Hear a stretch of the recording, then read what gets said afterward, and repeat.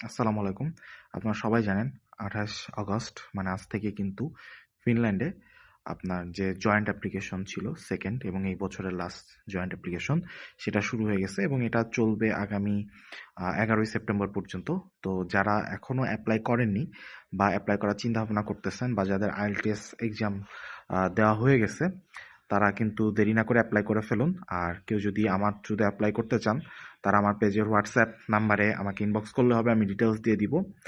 আর আপনাদের যদি হচ্ছে এই অ্যাপ্লাই নিয়ে আপনারা নিজেরাও অ্যাপ্লাই করতে পারেন, বাট কোনো জায়গায় যদি কনফিউশন থাকে বা কোনো ডাউট ক্লিয়ার করতে চান তারাও আমার সাথে একটা ছোট সেশন নিতে পারেন।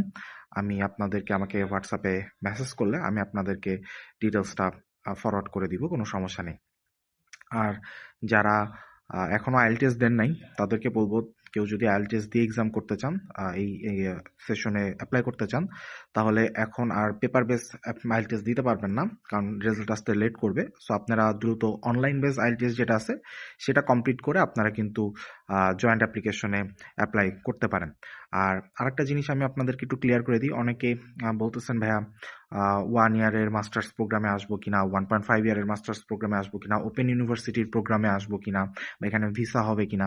সো এইটা নিয়ে একটা ডিটেলস ভিডিও আমি আজকে রাতে আপনার ইউটিউব চ্যানেলে আপলোড করব।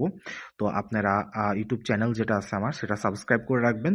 আপনারা ওইখানে এই মাস্টার্স প্রোগ্রামের ইন ডিটেলস এবং ওপেন ইউনিভার্সিটি বা হচ্ছে পাথওয়ে প্রোগ্রামগুলো কি হয় এইটার ইন ডিটেলস একটা ভিডিও আমি আপনাদেরকে আজকে আপনাদের সাথে শেয়ার করব। তো সবাইকে best of luck and best wishes for all of you.